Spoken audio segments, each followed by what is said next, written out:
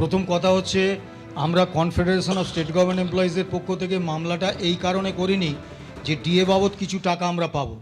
আমরা করেছিলাম যে এই রাজ্য সরকার এবং মাননীয় মুখ্যমন্ত্রী মমতা বন্দ্যোপাধ্যায় তিনি বলছিলেন যে এটা কর্মচারীদের অধিকার নয়। এই যে কর্মচারীদের অধিকারটাকে অস্বীকার করা, তাদেরকে অসম্মান করা, তাদের মর্যাদাটা কেড়ে নেওয়া, তার বিরুদ্ধে প্রতিবাদ হিসেবে আমরা অধিকারটা ছিনিয়ে আনতে চেয়েছিলাম। আজকের এই জয়টা ঐতিহাসিক জয়। কেন ঐতিহাসিক জয়?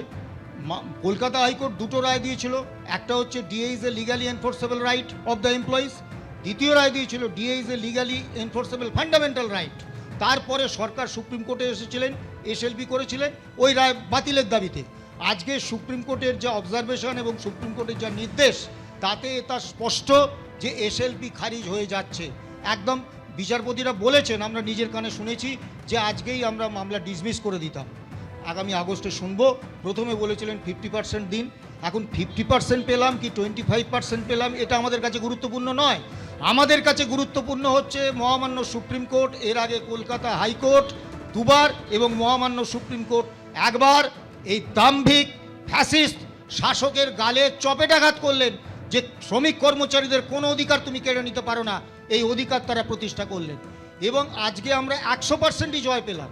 এই কারণে পেলাম যে সুপ্রিম কোর্ট কিন্তু অবজারভেশনে পরিষ্কার বলেছেন যে আমরা সমস্ত রায় দেখেছি এবং তাদের অর্ডার দেখেছি, সেগুলো ঠিক আছে, এবং বলেছেন আজকেই ডিসমিস করে দিতাম। যা হোক, আপনাদের বলার আছে, শুনবো আগস্টে, কিন্তু 25% অফ দ্য এরিয়া দিয়ে দিতে হবে। অর্থাৎ নীতিগতভাবে রাজ্য সরকারকে বাধ্য করলেন এই এআইসিপি মেনে ডিএ দেওয়ার অধিকারটাকে স্বীকার করে নিতে। এটাই আমাদের বড় জয়। আমরা কর্মচারী সমাজের উদ্দেশ্যে এই জয়কে উৎসর্গ করছি। তবে একটা কথা, আমরা কর্মচারীদের কাছে একটা আবেদন করব, আজকের দিনে কোনো আনন্দ উচ্ছ্বাস প্রকাশ করবেন না। কারণ গতকাল যোগ্য শিক্ষকরা তারা আন্দোলন করতে গিয়ে যেভাবে শাসক দলের একদল কর্মী এবং পুলিশের হাতে নিগৃহীত হয়েছেন, অত্যাচারিত হয়েছেন, রক্ত ঝরেছে, তাতে আমাদেরও বুক থেকে রক্ত ঝরছে। তাই আজকে উল্লাস প্রকাশ করবেন না, কিন্তু এ জয় কর্মচারী আন্দোলনের ইতিহাসে একটা ঐতিহাসিক জয় হিসেবে লিখিত থাকবে। এবং শুধু পশ্চিমবাংলার রাজ্য কর্মচারী, শিক্ষক, শিক্ষাকর্মী, রাজ্য সরকারি কর্মচারী, বোর্ড, কর্পোরেশন, পঞ্চায়েতের কর্মচারীদের নয়, সারা ভারতবর্ষে এই রায়টা একটা নজির হিসেবে থাকবে। এরপরে কোনো রাজ্য সরকার, কেন্দ্রীয় সরকার ডিএকে অধিকার নয় এই কথাটা বলতে পারবেন না, বলার তাদের সাহস। কিন্তু রাজ্য সরকার যদি বলে যে তাদের কাছে টাকা নেই, তাদের টাকা নেই, একদম পরিষ্কার পরিচ্ছন্নভাবে এই সুযোগটা, এই যে ডিএটা, এটা কিন্তু কোনো নতুন প্রকল্প বা নতুন কোনো পারকুইজিট নয়।